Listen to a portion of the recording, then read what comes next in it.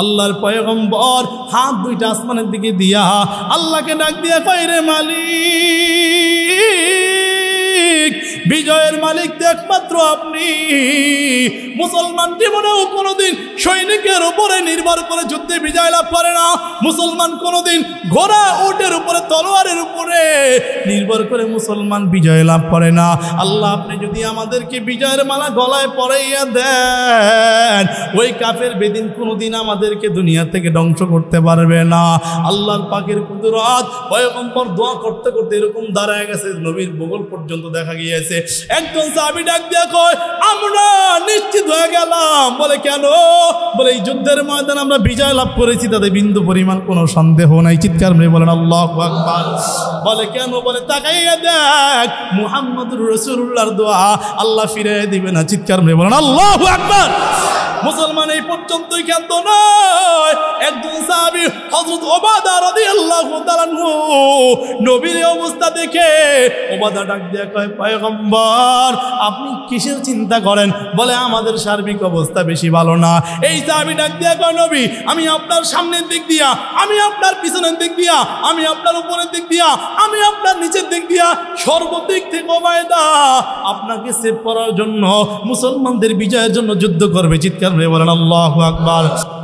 ইসলামের মধ্যে আল্লাহ তাআলা পবিত্র কুরআনুল কারীমের মধ্যে 6066 আয়াত, এটাই মশহুর। অনেকে বলছেন 63, অনেকে বলছেন 66। 66 কথা বেশি মশহুর, বেশি পরিচিত, বা এটার দলিলও বেশি। আল্লাহ তাআলা এই 6666 আয়াতের মধ্যে প্রায় পবিত্র কুরআনুল কারীমের মধ্যে 500 মতো বিধান রাখছেন। কোন কাজ হালাল, কোন কাজ হারাম, কোনটা করণীয়, কোনটা বর্জনীয়, এরকম বিধান আছে প্রায় 500 মতো। কত? কথা বলেন কত? 500 বিধান আছে এরকম। তো এই 500 বিধান যদি কোনো ব্যক্তি কওলান ও আমালান ও ফেলান, হয়তো তিনটার যে কোনো একটা হয়তো সে করবে, মানবে, অথবা বলবে, অথবা স্বীকৃতি দিবে, অথবা আর কিছু না হইলেও অন্তত পক্ষে আল্লাহ তাআলার বিধান হিসাবে মানবে। একটু সহজ করে বলি, আল্লাহ তাআলা যে বিধান পবিত্র কুরআনুল কারীমের মধ্যে দিয়েছেন, প্রাথমিক অবস্থায় আল্লাহ তাআলার কিতাবের উপরে ঈমান আনা, যে আমি পূর্ণ কিতাবের উপরে ঈমান আনলাম। প্রাথমিক ঈমানের ধাপ আল ঈমান ইকরারুন বিল লিসান, জবান দ্বারা এটা স্বীকৃতি দিলাম যে আল্লাহর কোরআনের মধ্যে যত বিধান আছে, এই পবিত্র কোরআনকে আমি মেনে নিলাম। এরপরে প্রত্যেকটা আয়াতের বিধান ধাপে ধাপে মানা। একসাথে সব আয়াত একসাথে আমল করা সম্ভব না, যে সময় যেটার প্রেক্ষাপট আসে সেটা আমল করা। এখন দেখেন, আমাদের সমাজে যে আয়াতের বিধানগুলো সহজ এগুলো আমরা মানি, যেগুলো কঠিন এগুলো আমরা মানি না। বরং অনেক ক্ষেত্রে আমাদের সমাজে এরকম মানুষ আছে যারা কঠিন আয়াতের বিরোধিতাও করে। কথা ঠিক না বাড়ি যেরকম, মানে তো নাই, উল্টা আবার কি করে? বিরোধিতা করে। আচ্ছা, আমি সহজ করে বলি, আল্লাহ তাআলা যে পবিত্র কোরআনের মধ্যে যত আয়াত নাজিল করছেন, সমস্ত আয়াতের উপর ঈমান আনা ফরজ, না আংশিক কিছু আয়াতের উপর ঈমান আনলেই যথেষ্ট হবে? কি বলেন? সমস্ত আয়াতের উপর ঈমান আনা ফরজ। আল্লাহ বলেন, লা রাইবা ফি হুদাল লিল মুত্তাকিন, আমি আল্লাহ এই পবিত্র কোরআনের মধ্যে কোনো রকমের সন্দেহ দেই নাই। অর্থাৎ এই কোরআনের মধ্যে কোনো সন্দেহ, কথা বলেন, আছে? পবিত্র কোরআনের মধ্যে কোনো সন্দেহ নাই, কোনো সন্দেহের অবকাশও নাই। পবিত্র কোরআনের যত আয়াত আমি আল্লাহ নাজিল করেছি, সমস্ত আয়াতকে প্রাথমিক অবস্থায় বুঝলেও মানতে হবে, না বুঝলেও মানতে হবে। আচ্ছা, আয়াতের সমস্ত তর্জমা ব্যাখ্যা পারে পৃথিবীতে এমন কোনো লোক আছে? কথা বলে না। পবিত্র কোরআনের মধ্যে এমন কিছু শব্দ আছে যেই শব্দের অর্থ তর্জমা একমাত্র আল্লাহ ছাড়া পৃথিবীর কেউ জানে না। তার মানে আল্লাহ এটা বুঝাই দিয়েছেন যে আমার কোরআন কি তুমি শুধু জানলে মানো, বুঝলে মানো, না না বুঝলেও মানো। এটা আল্লাহ পরীক্ষা নিয়ে দিয়ে দিয়েছেন। আল্লাহ আমাদেরকে বোঝার তৌফিক দান করে, যারা বলেন আমিন। আমাদের সমাজের কিছু মানুষ পবিত্র কোরআনের আয়াত বুঝলে মানে না, বুঝলে মানে না। কিছু আছে বুঝলেও মানে না। কথা ঠিক না বাড়ি জোরে কম। ইমান ভাঙ্গার একটা কারণের মধ্যে এটাও একটা কারণ যে আল্লাহ তাআলার কোরআন পবিত্র পবিত্র কোরআন বোঝে না, বোঝার চেষ্টাও করে না, মানেও না। এক কথায় বলতে গেলে মূর্খ থাকে, একেবারে মূর্খ। সমাজের মধ্যে এরকম কিছু মানুষ আছে না নাই? কালেমার অর্থ পর্যন্ত বলতে পারে না, আছে না নাই? কালেমার অর্থ বলতে পারে না, মুসলমান সে কি করতে পারে না? কালেমার অর্থ পারে না, এই জন্যই তো পূজায় যায়। এটা ঠিক না বাটি করে কন? কালেমার অর্থ বুঝলে কি আর পূজায় যাই? তো কথা হয় না। পড়ছে লা ইলাহা ইল্লাল্লাহ মুহাম্মাদুর রাসূলুল্লাহ, একমাত্র আল্লাহ ছাড়া কোনো মাবুদ নাই। তা আপনি যে মাবুদের কাছে শুভেচ্ছা জানাতে গেছেন ওটা কি? এটা বারবার আলোচনা করতে হবে, বারবার, যতক্ষণ পর্যন্ত জাতি ঠিক না হবে ততক্ষণ পর্যন্ত চলবে। কারণ আল্লাহ তাআলা মুহাম্মাদুর রাসূলুল্লাহকে দুনিয়াতে পাঠাইছেন এই মূর্তিকে দুনিয়া থেকে বিদায় করার জন্য। কথা ঠিক না বাড়ি জোরে বলো? একবার না, 1000 বার না, লক্ষবারে আলোচনা করা লাগবে, আমার করতে হবে। কারণ আল্লাহ তাআলা ইমানদারকে, মুমিনকে দুনিয়াতে পাঠাইছেন মূর্তি দুনিয়া থেকে বিদায় দিতে। মূর্তির পাহারাদার হিসেবে আল্লাহ তাআলা মুসলমানকে পাঠায় নাই। কথা ঠিক না বাড়ি? আজীব মুআমালা, ইমানের সাথেও কুফরি চলছে। আচ্ছা, আমি আপনাদের সহজে আরো বলি, ভালো করে বলি, আওয়াজ না করি, ভালো করে বলি, ভালো করে খেয়াল করেন। মনে করেন পাতলা পায়খানা, এর থেকে ভালো উদাহরণ দেওয়ার আমার কাছে নাই। আর পায়াস কোনো ব্যক্তি, বুদ্ধিমান বিবেক সম্পূর্ণ ব্যক্তি এক প্লেটে নিবে? কথা হয় না? নিবে? নিবে না। তাহলে এইটা সহজে বুঝে, এটা বুঝে না ঈমান আর কুফর একসাথে থাকতে পারে না। কথা ঠিক না বাড়ি করে বলে? আলো আর অন্ধকার একসাথে থাকে? কথা হয় না? পানি আর তেল একসাথে মিলে না কেন? দুইটার সাথে সাংঘর্ষিক। চুমুকের উল্টা পিঠ একসাথে কোনো সময় মিলানো যায় না। এর অর্থ কি জানেন? এর অর্থ হলো যে দুইটা বিপরীত জিনিস একসাথে মিলবে না। তো কথা হলো স্পষ্ট, ঈমান আর কুফর একসাথে চলে না। মুসলমানদেরকে নিয়ে 1000 রকমের ষড়যন্ত্র বর্তমান বাংলাদেশে চলছে। আগে যা ছিল বর্তমানে আরো 100 গুণ বেড়ে গেছে। আগে যা ছিল বর্তমানে আরো কত গুণ বাড়ছে? 100 গুণ বাড়ছে। বাংলাদেশের হালত কি জানেন? এই যে বর্তমানে, ভালো করে বলি, আওয়াজ করেন না, বাংলাদেশের হালত হলো যেই স্ত্রীর স্বামী নাই ওই স্ত্রী এলাকার সবার ভাবি। কথা ঠিক না বাড়ি? যে স্ত্রী কি নাই, স্বামী নাই, ওই স্ত্রী জাতির ভাবি, সবারই ভাবি হয়। এতে গরিবের ভাবি আর কি। এই বাংলাদেশের অবস্থান গরিবের ভাবির মতো হয়েছে। যে দেয় এই ভাবিকে ডাক দেয়, যা সবাই এখন কর্তৃত্ব বোঝানোর জন্য রেডি। কেউ এই বন্ধ ধরে টান দিতেছে, কেউ সীমান্তর গোড়া ধরে টান দিতেছে, কেউ এদিক সেদিক নানান দিক দিয়া যার যেভাবে ইচ্ছা চলতেছে। আল্লাহ তাআলা আমাদেরকে বোঝার তৌফিক দান করে, যেটা বলেন আমিন। তো স্পষ্ট কথা হলো বাবা, সহজ করে বলি, মুসলমানদের ভূমির দাম কত, মুসলমানের ইমানের দাম কত, মুসলমানের রক্তের ফোঁটার দাম কত, আমি আপনাদেরকে একটু সহজ করে বুঝাই।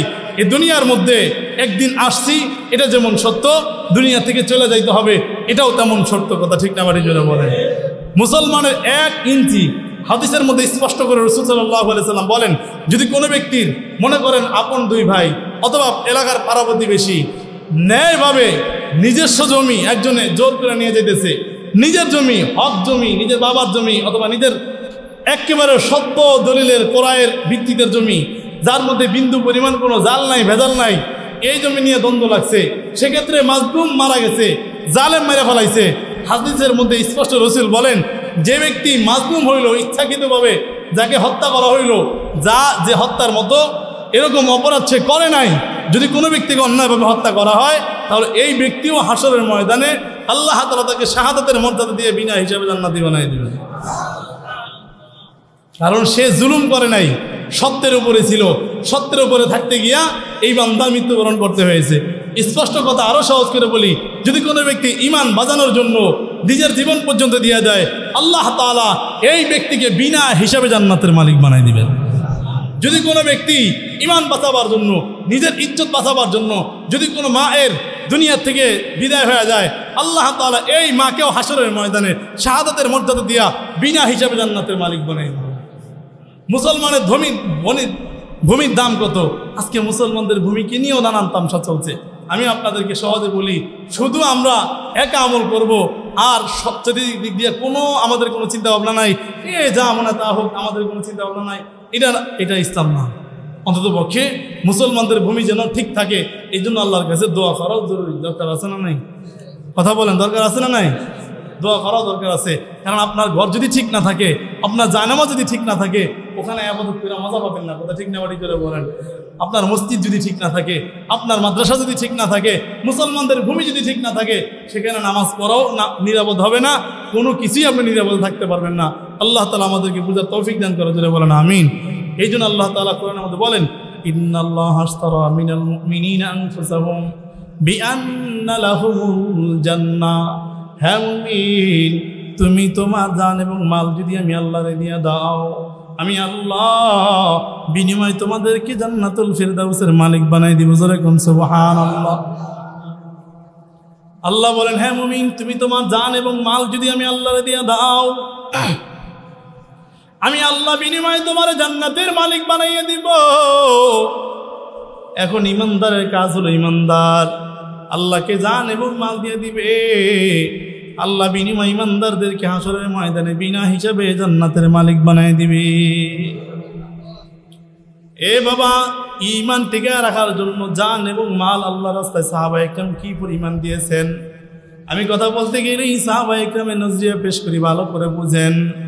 আল্লাহর পয়গম্বর বিশ্ব নবী মুহাম্মদুর রাসূলুল্লাহ সাল্লাল্লাহু আলাইহি ওয়াসাল্লাম এর সাহাবায়ে কেরাম ঈমানের জন্য, ইসলামের জন্য কেমন ডাল হয়ে গিয়েছিলেন। সাহাবায়ে কেরাম রিদওয়ানুল্লাহি তাআলা আনহুম পয়গম্বরকে কেমন সাহস জুগিয়েছিলেন। আল্লাহর পয়গম্বর বিশ্ব নবী মুহাম্মদুর রাসূলুল্লাহ সাল্লাল্লাহু আলাইহি ওয়াসাল্লাম এর সাথে যখন বদরের যুদ্ধ শুরু হয়, বদরের যুদ্ধটা ইসলামের সর্বপ্রথম যুদ্ধ ছিল। ইহুদি খ্রিস্টান মুসলমানের উপর আগে হামলা করে নাই, মুসলমান ইহুদি খ্রিস্টানদেরকে আগে হামলা করার জন্য চিন্তা ভাবনা করেছে। জিহাদ দুই ধরনের হয়, একটা হলো আক্রমণাত্মক জিহাদ, আর একটা হলো আত্মরক্ষামূলক জিহাদ। আল্লাহর পয়গম্বর এটা আক্রমণাত্মক জিহাদ করেছেন, কাফেরদের উপরে আগে হামলা করার প্ল্যান করেছিল, কিন্তু শেষ পর্যন্ত কাফেররা আগে হামলা করেছে। বাবা, আমি আপনাদেরকে বুঝাবার জন্য বলি, আল্লাহর পয়গম্বর যখন তাকায় দেখতেছে মুসলমানদের সৈনিক কম, মুসলমানদের ঘোড়া কম, মুসলমানদের কোনো অস্ত্র নাই, মুসলমানদের কোনো ঘোড়া নাই, মুসলমানদের যুদ্ধ বিজয় হবার কোনো রাস্তা খোলা নাই, পয়গম্বর মনে মনে চিন্তায় পড়ে গিয়েছেন। কারণ আল্লাহর পয়গম্বর নিজেও তো একজন মানুষ। আল্লাহর পয়গম্বর যখন চিন্তায় পড়ে গেল, আল্লাহ তাআলা জিবরাইল আমিনকে পাঠায় দিয়ে কয়, পয়গম্বর আপনার কোনো চিন্তা নাই। চিৎকার করে বলেন আল্লাহু আকবার। চিন্তা হওয়ার এই কথা বলে কেন? ইহুদি খ্রিস্টানদের এক নাম্বার সৈনিক তাদের বেশি, দ্বিতীয় নাম্বার কথা হলো ইহুদি খ্রিস্টান যেখানে দাঁড়িয়েছে, ওই কাফের দল যেখানে দাঁড়াইছে ভূমিটাও খুব শক্ত আটালো মাটি, আর মুসলমান যেখানে দাঁড়িয়েছে ওইটা হলো বালি মাটি, বালি মাটিতে ঠিক মতো পা টিকে না। কথা ঠিক না ঠিক জোরে। এবার যুদ্ধের ময়দানে প্লাস পয়েন্টটাও ভালো দরকার, পজিশনটা সুন্দর না হইলে যুদ্ধের ময়দানে বিজয় হওয়া যায় না। পয়গম্বর তাকায় দেখে শুধু এই পর্যন্তই তো ক্ষান্ত না, মুসলমানদের ভূমির কাছে কোনো পানির কূপ নাই যে যুদ্ধের ময়দানে যুদ্ধ করে দৌড়াইয়া পানি পান করতে পারবে। ইহুদি খ্রিস্টানদের পাশে পানির কূপ, মুসলমানদের কাছে পানির কূপ নাই। আল্লাহর পয়গম্বর সার্বিক বিষয় নিয়ে, মুসলমানদের কাছে মাত্র ঘোড়া আছে 8-10টা, উট আছে মাত্র 10-12টা, কিন্তু কাফেরদের কাছে সৈনিক হলো প্রায় 1400-এর মতো, মুসলমানরা মাত্র 313 জন বা 314 জন, আর কাফেররা প্রায় 1400-এর মতো, কাছাকাছি 900 প্লাস, ঘোড়া টোড়া মিলে মোট 1400। মুসলমানদের কাছে ভাঙ্গা তলোয়ার, কাফেরদের কাছে শক্ত তলোয়ার। মুসলমানদের সৈনিক দুর্বল, কাফের সৈনিক বড় শক্তিশালী। আল্লাহর পয়গম্বর সার্বিক বিষয় চিন্তা করে, পয়গম্বর অযোধ্যার চোখের পানি ফেলে কান্না করে। আল্লাহর পয়গম্বর হাত দুইটা আসমানের দিকে দিয়া আল্লাহকে ডাক দিয়া কয়, রে মালিক, বিজয়ের মালিক তো একমাত্র আপনি। মুসলমান জীবনেও কোনোদিন সৈনিকের উপরে নির্ভর করে যুদ্ধে বিজয় লাভ করে না। মুসলমান কোনোদিন ঘোড়া উটের উপরে তলোয়ারের উপরে নির্ভর করে মুসলমান বিজয় লাভ করে না। আল্লাহ, আপনি যদি আমাদেরকে বিজয়ের মালা গলায় পরাইয়া দেন, ওই কাফের বেদিন কোনোদিন আমাদেরকে দুনিয়া থেকে ধ্বংস করতে পারবে না। আল্লাহর পাকের কুদরত। পয়গম্বর দোয়া করতে করতে এরকম দাঁড়ায় গেছে, নবীর বগল পর্যন্ত দেখা গিয়েছে। গিয়েছে। একজন সাহাবী ডাক দিয়া কয়, আমরা নিশ্চিত হয়ে গেলাম। বলে কেন? বলে এই যুদ্ধের ময়দানে আমরা বিজয় লাভ করেছি, তাতে বিন্দু পরিমাণ কোনো সন্দেহ নাই। চিৎকার মেরে বলেন আল্লাহু আকবার। বলে কেন? বলে তাকাইয়া দেখ, মুহাম্মদুর রাসূলুল্লাহর দোয়া আল্লাহ ফিরিয়ে দিবে না। চিৎকার মেরে বলেন আল্লাহু আকবার। মুসলমান এই পর্যন্তই ক্ষান্ত নয়। একজন সাহাবী হযরত ওবাদা রাদিয়াল্লাহু তাআলা নবীর অবস্থা দেখে ওবাদা ডাক দিয়ে কয়, পয়গম্বর আপনি কিসের চিন্তা করেন? বলে আমাদের সার্বিক অবস্থা বেশি ভালো না। এই সাহাবী ডাক দিয়ে কয়, নবী আমি আপনার সামনের দিক দিয়া, আমি আপনার পিছনের দিক দিয়া, আমি আপনার উপরের দিক দিয়া, আমি আপনার নিচের দিক দিয়া, সর্বদিক থেকে ওবাদা আপনাকে সেভ করার জন্য, মুসলমানদের বিজয়ের জন্য যুদ্ধ করবে। চিৎকার করে বলেন আল্লাহু আকবার। আল্লাহর পয়গম্বরের সাহস বেড়ে গিয়েছে যে আমার সাহাবায়ে কেরাম, আগে তো কোনো সময় যুদ্ধ হয় নাই, পয়গম্বর সাহাবায়ে কেরামের হালত এতটা বেশি সামনে থেকে বুঝতো না। নবী মনে মনে চিন্তা করেছে, সাহাবায়ে কেরাম সবেমাত্র নতুন ঈমানদার, যদি যুদ্ধের ময়দানের অবস্থা খারাপ হয়ে যায় অবস্থা কি হবে? আল্লাহর পয়গম্বর সাহাবীদের অবস্থা দেখে রাতের বেলা আল্লাহর কুদরত, বৃষ্টি শুরু হয়ে গেল। এদিকে মুসলমানদের জমি বালি, বালির মধ্যে পানি পড়লে বালি শক্ত হয়, কথা ঠিক না? বাড়ি জোরে কর।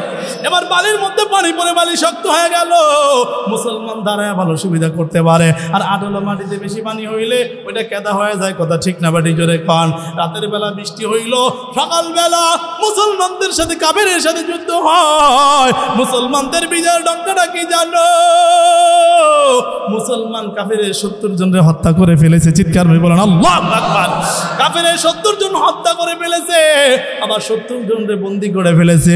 বিপুল পরিমাণ মাল গনিমত মুসলমান অর্জন করে ফেললো। এবার কাফের যুদ্ধের ময়দান থেকে পলায়ন করেছে। চিৎকার করে বলেন আল্লাহু আকবার। এ বাবা স্পষ্ট করে জানায় দেই, তাহলে এটা স্পষ্ট বুঝলাম, মুসলমান কোনো সময় যুদ্ধের ময়দানে শক্তি সামর্থ্যের বলে বিজয় লাভ করে না, কথা কয় না ঠিক না? বাড়ি জোরে কয়। এ বাবা আমি আরো ভালো করে বুঝাই, আল্লাহর পয়গম্বর তাকায় দেখেন যে মুসলমান বিজয় হয়ে গেছে। সাহাবায়ে কেরাম বিজয়ের উল্লাস এ পর্যন্তই ক্ষান্ত না। শুধু একটা দুইটা তিনটা যুদ্ধে নয়, শত যুদ্ধে মুসলমান বিজয় লাভ করেছে। রে মুসলমান, এরে আল্লাহর বান্দা, আমি এটা আপনাদেরকে বুঝাবার জন্য চাইতেছি। ওহুদের যুদ্ধে আল্লাহর পয়গম্বর বিশ্বনবী মুহাম্মদুর রাসূলুল্লাহ সাল্লাল্লাহু আলাইহি ওয়াসাল্লামের একজন সাহাবী ডাক দিয়ে কয়, রে পয়গম্বর আমি যদি যুদ্ধের ময়দানে বিজয় লাভ করি আমাকে কি দেওয়া হবে? আল্লাহর পয়গম্বর ডাক দিয়ে কয়, সাহাবী ভালো করে শুনে নে, যুদ্ধের ময়দানে যদি তুমি মৃত্যুবরণ করো আল্লাহ বিনা হিসাবে তোমার নামটা জান্নাতুল ফেরদাউসের খাতায় লেখায় দিবি। এই সাহাবী হাতের মধ্যে খেজুর ছিল, গোশত ছিল, হাতের খেজুর গোশত ওই সাহাবী ফালায়া দিয়া দৌড়াইয়া সাহাবী যুদ্ধের ময়দানে চলে গিয়েছে। আল্লাহর পয়গম্বর যখন তাকাইয়া দেখে এই সাহাবী যুদ্ধের ময়দানে দুনিয়া থেকে চিরতরে শাহাদাত বরণ করেছে, আল্লাহর পয়গম্বর এই সাহাবীর ব্যাপারে ডাক দিয়া কয়, আমি নবী নিজেই সাহাবীর জান্নাতের মধ্যে হাঁটতে দেখেছি। জোরে কোন সুবহানাল্লাহ। এ বাবা উহুদের ময়দানে যখন তুমুল বেগে যুদ্ধ চলে, মুসলমান প্রথম বিজয় লাভ করেছে, পরে যখন মুসলমান হেরে যায় আল্লাহর পয়গম্বরের ব্যাপারে শয়তান খবর ছড়ায় দেয়, এই দুনিয়ার মধ্যে কার জন্য বেঁচে থাকবি? মুহাম্মদ দুনিয়া থেকে চিরতরে বিদায় হয়ে গেছে, মুহাম্মদুর রাসূলুল্লাহ নয়। একজন সাহাবী খেজুরের বাগানে কাজ করতেছে, যখন নাকি এই কথাটা শুনছে যে মুহাম্মদুর রাসূলুল্লাহ দুনিয়ার মধ্যে নাই, এই সাহাবী আসমানের দিকে তাকাইয়া কয়, রে মালিক আমার এই চোখ দুইটা রেখেছিলাম নবীকে দেখার জন্য, আমার নবী যদি দুনিয়ার মধ্যে না থাকে আমি নবীর চোখ, আমি সাহাবীর চোখ দুনিয়ার মধ্যে দরকার নাই, তুমি আমার চোখ দুইটা অন্ধ বানায়া দাও। এই সাহাবী যখন দোয়া করেছে আল্লাহ তাআলা সাথে সাথে কবুল করে নিয়েছে। চিৎকার করে বলেন আল্লাহু আকবার। এই সাহাবী অল্প সময়ের জন্য অন্ধ হয়ে গেছে, আবার পরে যখন খবর পেয়েছে যে আল্লাহ আমার পয়গম্বরকে দুনিয়ার মধ্যে জীবিত রেখেছেন, আবার দোয়া করেছে আল্লাহ এই সাহাবীর চোখ আবার আল্লাহ ভালো ভালো করে দিয়েছে। চিৎকার করে বলেন আল্লাহু আকবার। এর নবীর উম্মতের দল আল্লাহর পয়গম্বরের একজন সাহাবী হযরত হানজালা রাদিয়াল্লাহু তাআলা আনহু যখন নাকি এই কথা শুনতেছে, আল্লাহর পয়গম্বর ওদের ময়দানে শাহাদাত বরণ করেছে। হানজালা গোসলখানায় গোসল করে, এই হানজালা বালতিটা লাত্তি দিয়া ফালাইয়া, লঙ্গিটা ফালাইয়া ঘরের মধ্যে গিয়া ডাক দিয়া কয়, বিবি আমি যার জন্য দুনিয়ার মধ্যে বেঁচে থাকবো, আমার পয়গম্বর দুনিয়া থেকে চিরতরে বিদায় হয়ে গেছে, আমি হানজালা দুনিয়ার মধ্যে আর বেঁচে থাকতে চাই না। স্ত্রী ডাক দিয়া কয়, স্বামী আমার, গতকালকে আপনার সাথে আমার বিবাহ হয়েছে, আর আজকে আপনি যুদ্ধের ময়দানে চলে যাবেন, আপনার সাথে আমার সুন্দর পরিচয়ও হয় নাই, আপনার সাথে আমার ভালো করে চেনা পরিচয়ও হয় নাই, আপনিও আমাকে ভালো করে চিনেন না, আমিও আপনারে ভালো করে চিনি না। ও পয়গম্বরের সাহাবী হানজালা, আমার পরিচয়টা একটু ভালো করে নিয়ে নেন, আপনার পরিচয়টা একটু সুন্দর করে দিয়া যান। এবার হানজালা ডাক দিয়া কয়, বিবি আমার পয়গম্বর উহুদের ময়দানে শাহাদাত বরণ করেছে, তোমার আমার পরিচয় দরকার নাই, আল্লাহ যদি কবুল করে জান্নাতের সিঁড়িতে আমাদের পরিচয় করায় দিবি, জোরে কোন সুবহানাল্লাহ। এবার হানজালা রাদিয়াল্লাহু তাআলা আনহু দৌড়াইয়া উহুদের ময়দানে যায়। আমার পয়গম্বরের জন্য যুদ্ধ করতে করতে হানজালা দুনিয়া থেকে চিরতরে শাহাদাত বরণ করে। নবী যখন যুদ্ধের ময়দানে দুইটা তীরের আঘাতে আমার পয়গম্বরের মাথার মধ্যে লোহার কড়া ঢুকে যায়, আল্লাহর পয়গম্বর অনেক সময়ের জন্য যখন পাহাড়ের একটা গুহার মধ্যে পড়েছিল, আল্লাহর পয়গম্বর একজন সাহাবী হযরত আলী রাদিয়াল্লাহু তাআলা আনহু পয়গম্বরকে যখন কোথাও খুঁজে পায় না, এবার আলী আসমানের দিকে হাত উঠাইয়া আল্লাহকে ডেকে বলে, রে মালিক, অন্যায় করেছি আমরা, আমাদের অন্যায়ের কারণে আমার পয়গম্বরকে তুমি ঈসা নবীর মতো আকাশে উঠাইয়া নিও না। সাহাবায়ে কেরাম মনে মনে চিন্তা করতেছে, যুদ্ধের ময়দানে আমরা পয়গম্বরের আদেশ ঠিক মতো মানি নাই, এই জন্য পয়গম্বর কে আল্লাহ তাআলা মনে হয় আসমানে উঠায় নিয়ে গেছে। ঈসা নবীকে যেমন আসমানে উঠায় নিয়ে গেছে, আমার পয়গম্বরকেও মনে হয় আল্লাহ আসমানে উঠায় নিয়ে গেছে। এবার আলী রাদিয়াল্লাহু তাআলা আনহু এই কথা বলে বলে অযোধ্যারায় চোখের পানি ফেলে কান্না করতেছে। একজন সাহাবী ডাক দিয়া, আলী আমার পয়গম্বরকে আল্লাহ কাছে উঠায় নেয় নাই, বলে আমার পয়গম্বর কই, বলে তাকাইয়া দেখ ওদের পারে একটা কাছে একটা পাথরের মধ্যে আমার পয়গম্বর টেক লাগায় পড়ে আছে। এর নবীর উম্মতের দল, আমি আপনাদেরকে বুঝাবার জন্য বলি, যারা উহুদের ময়দানে এই উহুদের পাহাড় দেখার জন্য উমরা হজে গিয়েছে, তাদের মুখের ভাষ্য হলো, এখন পর্যন্ত নবী যেখানে টেক লাগায় বসে আছেন, যেখানে বসেছিলেন, এখন পর্যন্ত সেখান থেকে মিসকম্বরে ঘ্রাণ বের হয়। চিৎকার মেরে বলেন সুবহানাল্লাহ। এবার আমি আপনাদেরকে বুঝাবার জন্য বলি, ভালো করে শুনে নেন। আল্লাহর পয়গম্বরের এই সাহাবী হানজালা রাদিয়াল্লাহু তাআলা যখন নাকি যুদ্ধের ময়দানে যুদ্ধ করতে করতে শাহাদাত বরণ করেছে, আল্লাহর পয়গম্বর সমস্ত শাহাদাত বরণকারী সাহাবীদেরকে এক জায়গায় এনে পয়গম্বর ডাক দিয়ে বলেন, ও সাহাবায়ে কেরাম শুনো, সমস্ত শাহাদাত বরণকারী সাহাবীদেরকে বিনা গোসলে দাফন দিয়া দাও। আমি আপনাদেরকে ভালো করে বুঝাই, শহীদদের একটা ফজিলত হলো, শহীদদের কোনো গোসল হয় না, শহীদদের কোনো কাফন হয় না, শহীদদের যেই পোশাকে থাকে ওই পোশাকেই দাফন হয়, কারণ শহীদদেরকে আল্লাহ তাআলা 7টা ফজিলত দিয়েছেন। চিৎকার করে বলেন আল্লাহু আকবার। একটা ফজিলত হলো, যারা শাহাদাত বরণ করবে এদের রক্ত জমিনে পড়ার আগে আল্লাহ এদের পিছনের সমস্ত গুনাহ খাতাগুলো মাফ করে দিবে, জোরে কোন সুবহানাল্লাহ। দ্বিতীয় নাম্বার ফজিলত, যারা শাহাদাত বরণ করবে তাদের কবরে কোনো সওয়াল জবাব হবে না, ওই বান্দা কবরে যাওয়ার সাথে সাথে বিনা হিসাবে আল্লাহ তাকে মাফ করে দিবে, জোরে কোন সুবহানাল্লাহ।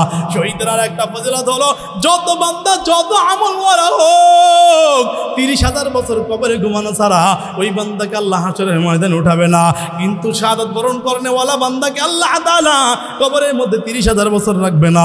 এই বান্দার রূহটাকে আল্লাহ তাআলা একটা সবুজ পাখির মধ্যে ভরে জান্নাতের মধ্যে ছেড়ে দিবে, জোরে কোন সুবহানাল্লাহ। শুধু এই পর্যন্তই ক্ষান্ত না, শহীদরা হাশরের ময়দানে পয়গম্বর ইব্রাহিম আলাইহিস সালাতু ওয়াস সালামের সামনে দিয়া ঘোড়া দৌড়াইয়া আল্লাহর সামনে যাবে।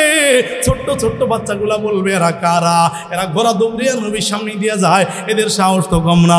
ইব্রাহিম আলাইহিস সালাতু ওয়াস সালাম বলবে, এদের সমর্থ কত, সাহস কত জানো? এরা আখিরি জামানার পয়গম্বর। চিৎকার করে বলেন আল্লাহু আকবার। এরা দুনিয়ার মধ্যে আল্লাহর দ্বীনের জন্য নিজের জীবনটা পর্যন্ত দিয়ে দিছে। শুধু এই পর্যন্তই কেন না, শহীদরা আল্লাহর সামনে যখন দাঁড়াবে, আল্লাহ ডেকে বলবে অন্য নূর দ্বারা যারা দুনিয়ার মধ্যে এসেছে তারা কত সুন্দর কাফন পরে এসেছে, তারা কত সুন্দর আতর লাগায় এসেছে, কত সুন্দর গোসল করে এসেছে। তোদের শরীরে কোনো কাপড় নাই কেন? তোরা গোসল করে আসোস নাই কেন? তোদের শরীরের মধ্যে ধুলা কেন? তোদের শরীরের মধ্যে ময়লা কেন? তোদের গা দিয়ে রক্ত বের হয় কেন? তখন শহীদরা ডেক দিয়ে বলবে আল্লাহ, আমরা তোমার রাস্তা যুদ্ধ করতে করতে আমাদের শরীরটা চালনির মতো হয়ে গেছে, আমাদের গোসলের সময় ছিল না, আমাদের কাপড়ও পরানো হয় নাই, তোমার জন্য শাহাদাত বরণ করেছি। চিৎকার হয়ে বলেন আল্লাহু আকবার। এবার পয়গম্বর যখন ডাক দিয়ে কয় ও সাহাবায়ে কিরাম, আমার হানজালা কোথায়?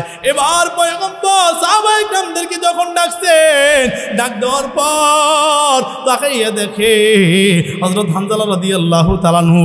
এর জন্য তার স্ত্রী ডাক দিয়া কয় ও পয়গম্বর, সমস্ত শাহাদাত বরণকারী সাহাবীদেরকে বিনা গোসলে দাফন দিবেন, আমার হানজালারে বিনা গোসলে দাফন দিবেন না। পয়গম্বর ডাক দিয়ে বলে কেন?